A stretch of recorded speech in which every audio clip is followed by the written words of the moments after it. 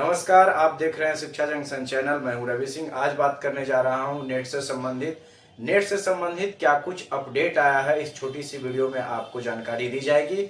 नए हैं तो जरूर से जरूर सब्सक्राइब करें शिक्षा जगत से जुड़ी खबरों के लिए।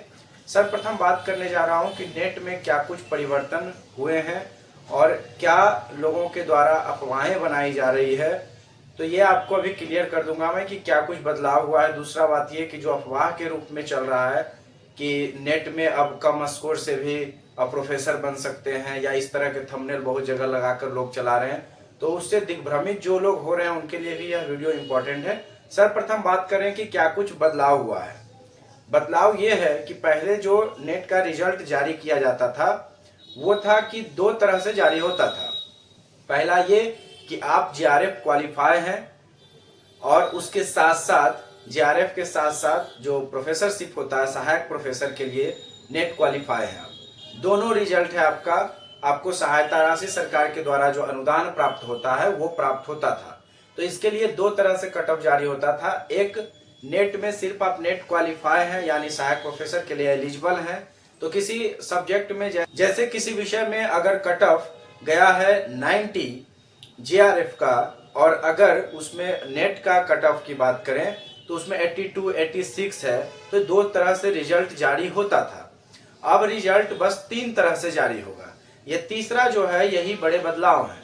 इसी को लोग तीन तरह के बदलाव कर रहे हैं, लेकिन अगर देखा जाए दूसरे नजरिए से तो एक तरह के बदलाव हैं।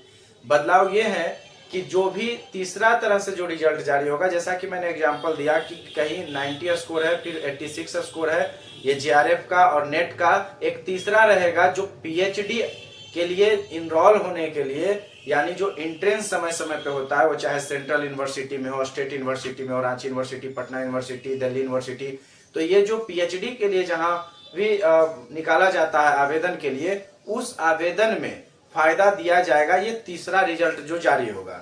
फॉर एग्जाम्पल, जैसे किसी विषय में 90 अगर जीआरएफ का है, 86 अगर नेट क्वालिफाई सहायक प्रोफेसर के लिए दिए हैं, तो तीसरा जो होगा वो 76 या 78 माना जाएगा कि आप पीएचडी में कहीं बिना आवेदन का आपका स्कोर कार्ड रहेगा, तो आप पीएचडी के लिए इनरोल हो सकते हैं। फिर आपको उस विश्वविद्यालय का इंट्रेंस एग्जाम नहीं देना होगा पीएचडी के लिए। यही मुख्य अपडेट है, पीएचडी बिना इंट्रेंस का होगा। अभी तक अगर देखा जाए तो अभी भी कई विश्वविद्यालय में जब भी पीएचडी एंट्रेंस के लिए आवेदन की प्रक्रिया होती है तो उसमें पहले से भी सीटें रिजर्व रहती है नेट क्वालिफाई के लिए। तो इसमें इसको कह सकते हैं कि छोटा सा बदलाव है, कोई बहुत बड़ा विषय उस तरह का नहीं है। ये बदलाव था मुख्य रूप से। इसी पे कहीं अफवाहें कहीं कुछ चल रही थी।